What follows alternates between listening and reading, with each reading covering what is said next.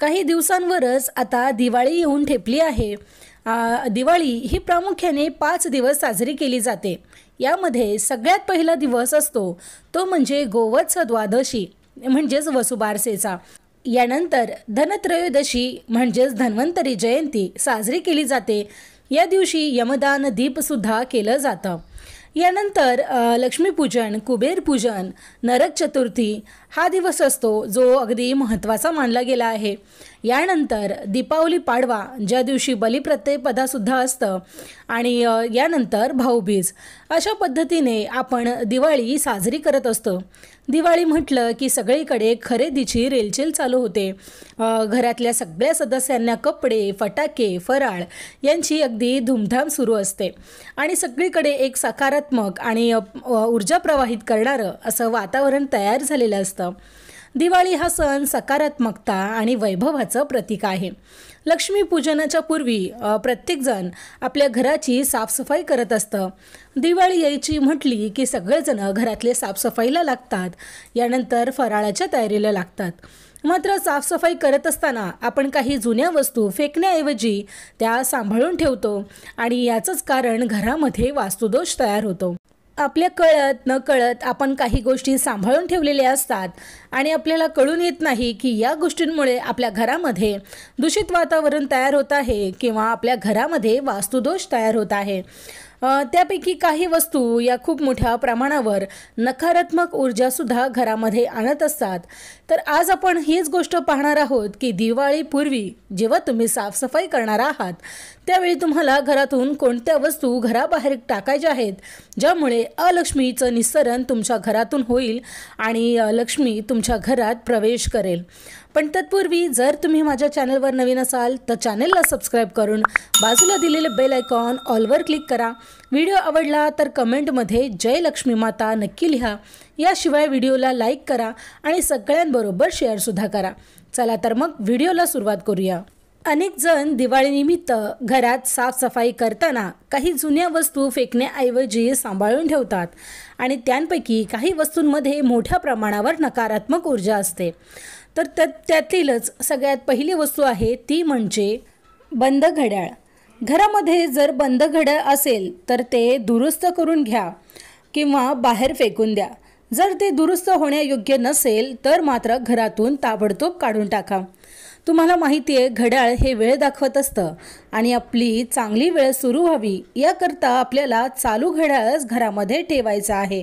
बंद घड्याळ म्हणजे आपल्या नशिबाची दारं बंद करत असते। त्याच पद्धतीने आपल्याला येणाऱ्या नवीन संधी, आपल्या नवीन उपलब्धता या सगळ्या गोष्टींची दारं यामुळे बंद होतात।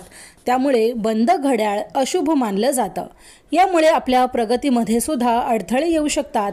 त्यामुळे बंद घड्याळमुळे घरामध्ये नकारात्मक ऊर्जा निर्माण होते।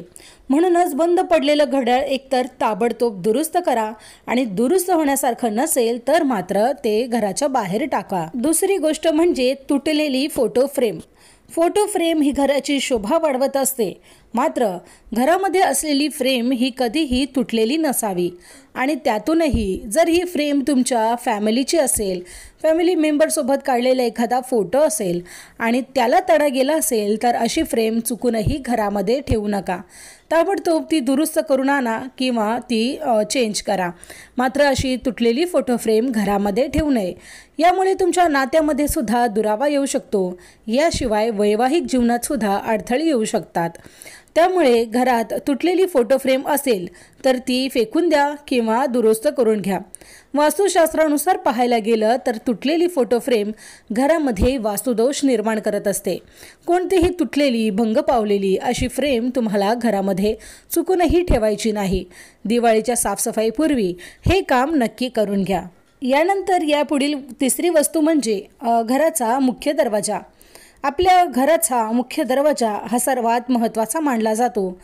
आपण सर्वांना माहीत असेल की घरात लक्ष्मीचं आगमन हे आपल्या मुख्य प्रवेशद्वारातूनच होत असतं। त्यामुळे दिवाळीपूर्वी आपल्या घराचा मुख्य प्रवेशद्वार अगदी स्वच्छ करून घ्या। दारात नेहमी आकर्षक रांगोळी काढा। दारामध्ये दिवाबत्ती करायला विसरू नका। देवीचं आगमन करण्यासाठी, तिच्या स्वागताची तयारी करण्यासाठी या सगळ्या गोष्टी तुम्हाला केल्याच पाहिजेत। याशिवाय काही लोकांच्या घराच्या मुख्य दरवाजाचा उघडताना बंद करताना काही आवाज येत असतो। हा आवाज जर सतत येत राहिला तर घरामध्ये कटकटी होण्यासाठी हे एक मुख्य कारण सुद्धा असू शकतं। त्यामुळे घराच्या बिजागरीमध्ये तुम्हाला तेल घालायचं आहे, ज्यामुळे हा आवाज पूर्णपणे बंद होईल आणि तुमच्या घरात सुद्धा शांतता नांदायला यामुळे मदत होईल। वास्तुशास्त्रानुसार घराचा मुख्य दरवाजा जर व्यवस्थित नसेल तर घरामध्ये नकारात्मक ऊर्जेचा संचार होतो। त्यामुळे तुटलेला दरवाजा दुरुस्त करा किंवा बदलून तुम्ही नवीन लावला तरी सुद्धा चालेल, मात्र घराचा मुख्य दरवाजा हा व्यवस्थित असणं अगदी आवश्यक आहे। यानंतरची महत्त्वाची गोष्ट म्हणजे तुटलेला आरसा। तुटलेला आरसा हा घरामध्ये ठेवणं अशुभ मानलं जातं। वास्तुशास्त्रानुसार घरामध्ये तुटलेला आरसा हा नकारात्मक ऊर्जा पसरवत असतो। यामुळे कुटुंबातील सदस्यांना मानसिक तणाव सुद्धा निर्माण होऊ शकतो आणि त्यामुळे घरामध्ये तुटलेला आरसा असेल तर तो त्वरित फेकून द्या। आता तुमच्या खिडक्यांचा जर काच तुटलेली असेल किंवा घड्याळाची काच तडकलेली असेल, फुटलेली असेल तर ती सुद्धा तुम्हाला दुरुस्त करून घ्यायची आहे। मोबाईलचं कवर असेल किंवा मोबाईलची काच असेल तर हे सुद्धा तुम्हाला छोट्या मोठ्या गोष्टींकडे लक्ष द्यायचं आहे आणि कुठेही तडकलेली किंवा तुटलेली काच तुम्हाला ठेवायची नाही आहे। आता महिलांनी पूजा करताना किंवा दिवाळीच्या काळामध्ये एका गोष्टीचं लक्ष द्यायचं आहे आणि ते म्हणजे तुमची तडकलेली बांगडी तुम्हाला हातामध्ये ठेवायची नाही। एखादी बांगडी जर तडकली असेल तर ती त्वरित तुम्हाला काढायची आहे। तडकलेली बांगडी किंवा तुटलेली बांगडी घालून तुम्हाला देवीची पूजा करायची नाही। यामुळे तुम्ही केलेल्या पूजेच्या फळावर पाणी फिरतं आणि तुम्हाला पूजेचं कोणतेही फळ प्राप्त होत नाही। त्यामुळे आपल्या हातामध्ये असणाऱ्या बांगड्यांची सुद्धा तुम्हाला काळजी घ्यायची आहे। याशिवाय घरामध्ये कोणतीही तुटलेली फुटलेली अशी गोष्ट तुम्हाला ठेवायची नाही। अतिरिक्त असणारी कपडे तुम्ही गरीब मुलांना दान करू शकता। अतिरिक्त असणारी खेळणी, तुटलेली खेळणी किंवा भंगार जर तुमच्या घरात पडून असेल तर हे सुद्धा तुम्ही गरिबांना दान करू शकता, खेळणी मुलांना देऊ शकता। अशा पद्धतीने तुम्हाला घरामध्ये कोणत्याही प्रकारची अडगळीच्या वस्तू ठेवायच्या नाही। घर हे अगदी साफसुथरं आणि स्वच्छ ठेवायचं आहे, जेणेकरून अलक्ष्मी तुमच्या घरातून निघून जाईल आणि लक्ष्मी देवी तुमच्या घरामध्ये वास्तव्याला येईल। यापुढील गोष्ट म्हणजे घरामध्ये तुटलेला बेड सुद्धा तुम्हाला ठेवायचा नाही। जर आपल्या घरामध्ये तुटलेला पलंग असेल तर तो आधी तुम्हाला घराच्या बाहेर काढायचा आहे। जर घरामध्ये वैवाहिक जीवनामध्ये तुम्हाला सुख आणि शांती हवी असेल तर घरात तुटलेला पलंग कदापि ठेवू नका। ज्या पलंगाचा सतत आवाज येतो आणि तो पलंग तुटलेला आहे, अशा पलंगामुळे पती पत्नीमध्ये सतत भांडणं होतात आणि त्यांच्यातील प्रेमसंबंध राहत नाही। पती पत्नीच्या जीवनात अनेक समस्या यामुळे येत असतात आणि म्हणून तुटलेला पलंग घरात असेल तर तो पटकन तुम्हाला घराच्या बाहेर काढायचा आहे। यानंतर सगळ्यात महत्त्वाची गोष्ट म्हणजे आपल्या प्रत्येकाच्या घरात देवतेच्या मूर्त्या असतात आणि ही मूर्ती जर भंग पावली असेल तर ती तुम्हाला घरामध्ये ठेवायची नाही। भंग झालेली मूर्ती घरात असेल तर घरामध्ये सुख आणि समृद्धी राहत नाही आणि त्यामुळे तुम्हाला भंग पावलेली मूर्ती ताबडतोब घरातून बाहेर काढायची आहे।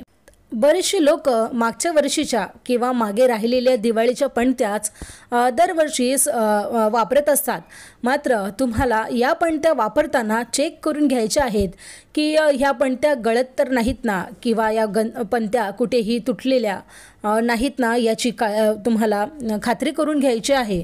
कारण की तुटलेले आणि गळत असलेले दिवे तुम्ही चुकूनही लावू नका। यामुळे तुमच्या घरात आलेले धन टिकून राहत नाही आणि ते सुद्धा पाण्यासारखं वाया जातं। त्यामुळे या गोष्टीची काळजी नक्की घ्या। तर मग मंडळी, ही माहिती तुम्हाला कशी वाटली मला कमेंटमध्ये सांगायला विसरू नका। माहिती आवडली असेल तर कमेंटमध्ये जय लक्ष्मी माता नक्की लिहा। याशिवाय व्हिडिओला लाईक करा आणि सगळ्यांबरोबर शेअरसुद्धा करा। चला तर मग भेटूया अशाच एका नवीन व्हिडिओमध्ये अशाच महत्त्वपूर्ण माहितीसह।